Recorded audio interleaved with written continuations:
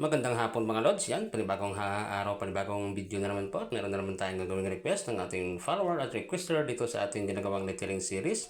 At ang nag-request po ay si Rhea Buerano. Ayan, Rhea, sana mapanood mo ito at na magustuhan mo. At sana may bahagi mo na rin sa iba para marami yung kapanood na ating ginagawang video.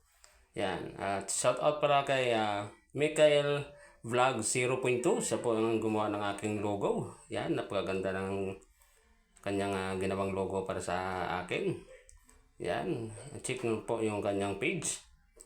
At maraming salamat sa iyo, Michael Vlog 0.2. Yan. Sa mga gusto mag-request po, comment lamang sa baba at sisikapin natin magawa yung inyong mga request.